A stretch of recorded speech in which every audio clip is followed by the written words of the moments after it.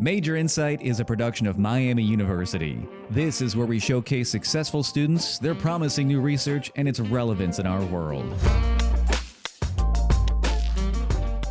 College is always a time of growth, transition, and change. And this episode reflects that same enduring legacy.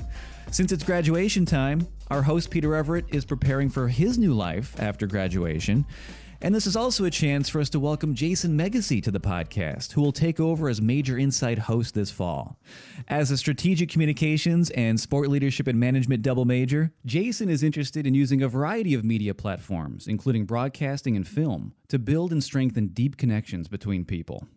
And on this episode, Peter and Jason both speak about the college journey and about how it can lead to unexpected avenues that can be illuminating, rewarding, and even life-changing. Now here's Peter Everett and Jason Meggyesy with more. Hi, Jason. Welcome so much to Major Insight. If you could just, as my successor, introduce yourself to our audience. Yeah, for sure. My name's Jason Meggyesy. I'm a junior Stratcom and Slam double major. That's sports leadership and management. And I'm originally from Columbus, Ohio. So what exactly maybe inspired you to really get into radio? I know you're really passionate about it.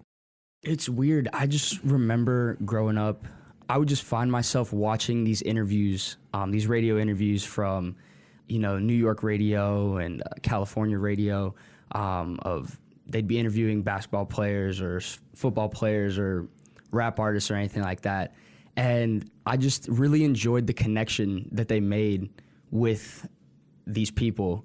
And just the medium and the way that they were having these conversations just was really cool to me. And just recently I started getting into podcasts a little bit. I mean, everybody starts with JRE. That's like the quintessential podcast now, you know. And just from there, I've found myself really falling in love with these conversations and the relationships that are built in this short time frame, right? And I think that's where I found a passion because, I like talking to people and, maybe I could try my hand at it and see how I do at it. Yeah. So what experience do you have so far behind the mic? Actually, over quarantine, me and my buddy from home, we tried to start our own podcast. We did 3-4 episodes. And by the fourth one, you kind of start to build out a structure of what you want to do. And, you start to build a little bit of rapport with each other behind the mic. So that's the real first experience I had. And then here this past year, one of my buddies on campus, we have a RedHawk radio show on Fridays. It's called The Hot Ones. Now, is this related to the Hot Ones as in the wing competition, the wing interviews? So this is what they gave us a Google Doc to fill out, and it's all these questions like, what time do you want to do it? What's it about? And then there's one slot that says, well, what do you want your name to be? And I'm sitting there thinking, I don't know. It's two guys just talking. We play music sometimes, and Hot Ones, that's what we'll do. And I told him, I was like, we can change it if we need to, but it's kind of just stuck. And, everybody, all of our friends that listen to it, they kind of know it is that now. So we've branded it in a different way. Gotcha. All right. So what exactly do you guys like to talk about? Is it talking about sports? Is it talking about just life, college life? So what we like to do every week, I'll compile a Spotify playlist, just mostly of songs that, I've been listening to that week or that he's been listening to. And then we'll get on there and we will just, kind of go through just news that's happened in the past week, like pop culture news, sports news, big news, whatever.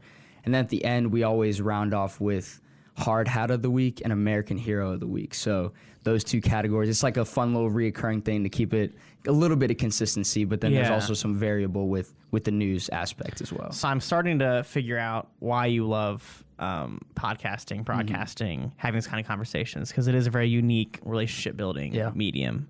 But where does the sports aspect come in, the sports passion part of it? Is it just something that you've always loved? Yeah, no, definitely. Since I was younger, since I can remember, actually, there's always been sports going on in my life. My mom is a massive sports fan. I give all of my love for sports, I give that credit to her. The Cavs were always on, the Browns were always on, the Indians were always on, It's my condolences for the Browns for that period of time. Yeah, exactly. Growing up was tough. We finally got a little bit of payback now, so it's all good. But yeah, I think that's just where it started. And I remember when I was younger, I just wanted to try every sport. I remember we would watch the Olympics, we'd watch the World Cup, we'd watch everything. And as soon as the game would be over, I would want to go outside and try to imitate what I just saw on the TV. So, you know, when I was younger, I would lower my basketball hoop outside all the way down so I could jump up and dunk like LeBron or whoever I was watching. And then when baseball season would come around, I would get my little glove and throw a tennis ball into the couch or whatever, pretending to pitch. So it's always been a part of my life. And hopefully I can integrate it in some capacity, you know, in the future. Yeah. So I'm also curious to hear about, now that I know you have these interview skills, you have these conversational skills, you have this sports passion. What is it like being an athletic marketing intern here at Miami? It gives you a whole different side of the game. Okay. Right? You know, I grew up being a player. I grew up seeing the games, but through my internship with the school, with Miami Athletics, you know, you learn everything that it takes to put on the game, right? So you got to set up all the games, you got to set up all the promotions, the pre-game prep, the post-game prep, the social media, the this, the that. You know, it's really a whole production when it's all said and done, right? It's not just the game. It's engaging the fans into the game outside of the game, if that makes sense. So when the game's going on, obviously all eyes are on the action, what's happening, whether it be basketball, football, baseball, whatever. But then when there's a break in the action, all right, well, we still got to keep their eyes. We still got to keep them engaged with what's going on with the players, with the school, with this, that, the other thing. So I think just giving a new perspective to something that I have loved my whole life is, you know, the best thing that I can say I've pulled away from it.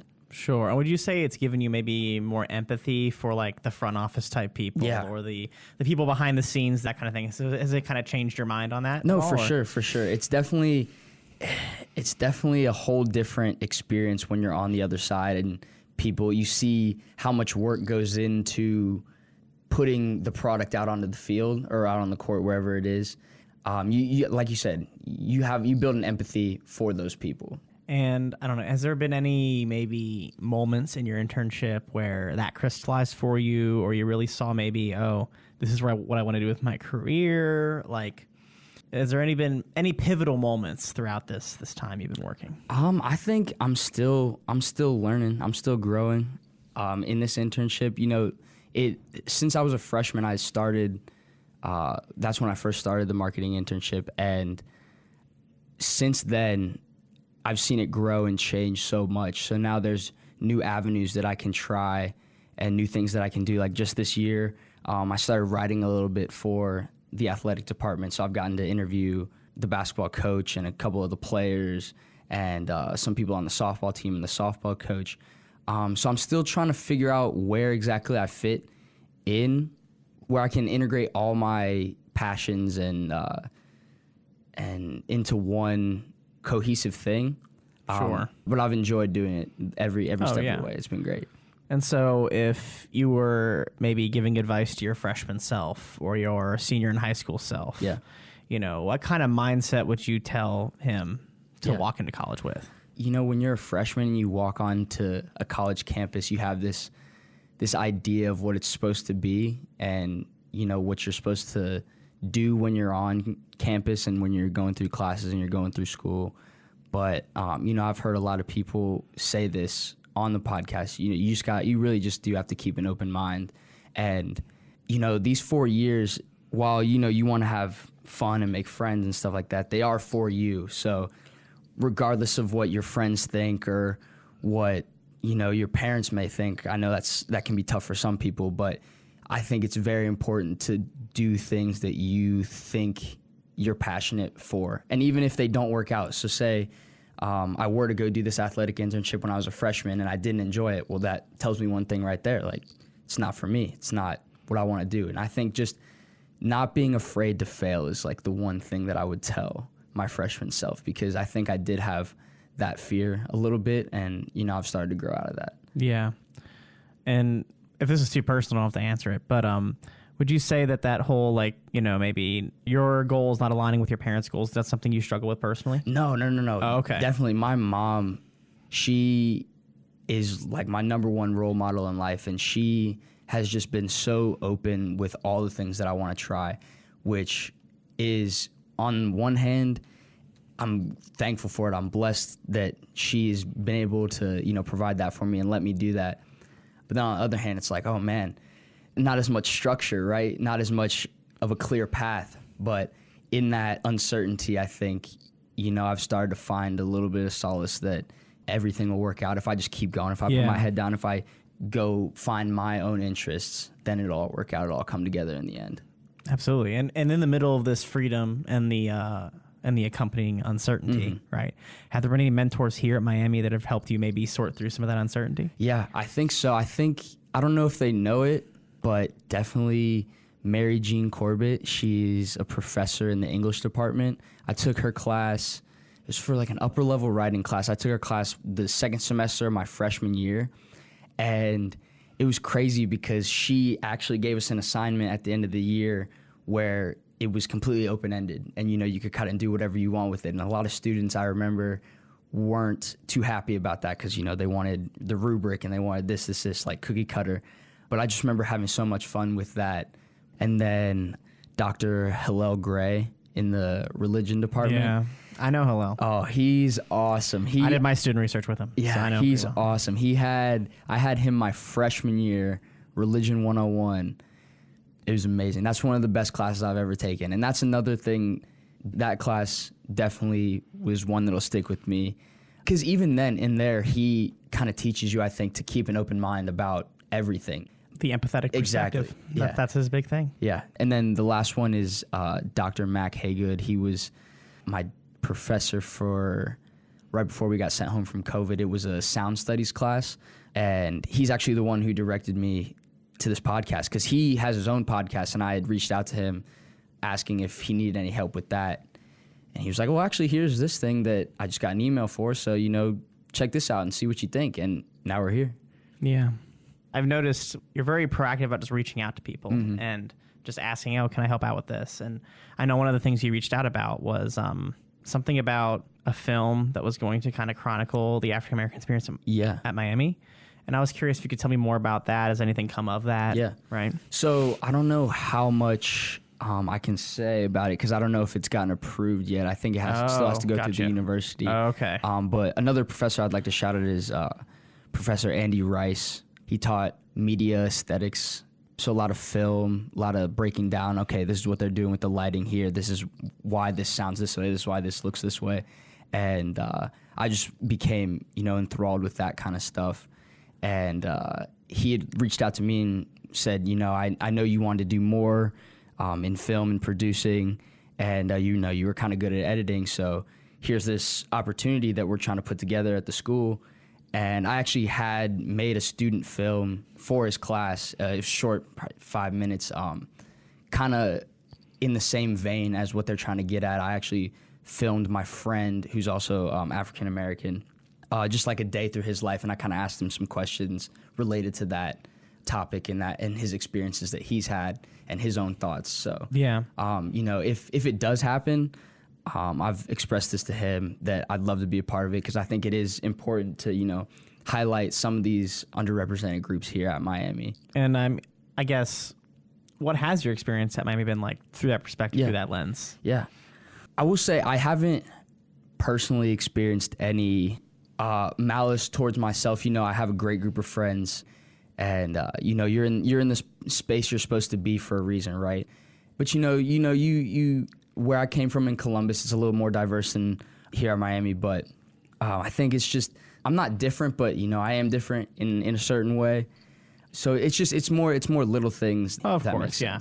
Is it more like because of how I grew up and just from where I'm from and everything, I just have a different perspective and I see things a little bit differently. Yeah. And sometimes maybe it's frustrating that other people can't see that the same way that you can't. Is that more of what you're talking about? It's always, I think that's how it is with anything, right? You wish people would see it from your way, from your perspective, but it just can't work out that way all the time. And I do want to keep reiterating, my experience here has been amazing, of course, and positive, and I've grown so much as a person, as myself. If I could go back and just tell all my freshman self all the things that I know now, be a completely different experience. But I'm not regretful of anything that's happened, because if that didn't happen, then I wouldn't be here where I am today, right? Oh yeah, and I'm excited now that you have a platform now. You can share that perspective with everybody now. Exactly. No, it's awesome. It's awesome. This whole thing that you've helped build and that I hope to continue. I think it's such an opportunity to highlight the best parts of Miami, but also at the same time giving new perspectives about what's actually going on here in Miami. Because we've talked about this before. Like the major is just a couple words, right? It's the people that make the major and their perspectives and their experiences that really, tie everything together. And I think that's just with this podcast and with this platform that we have, it's just such an honor to be able to talk to people like you and the people who I'm going to talk to. And I think it's such an opportunity to highlight, like I said, the best parts of what Miami has to offer.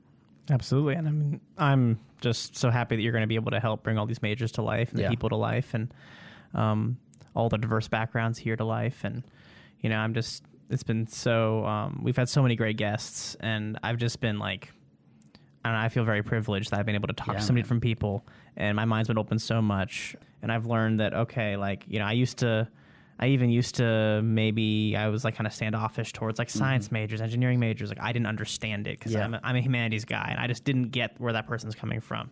And then I've just met so many of them throughout the podcast where my mind's been open to them.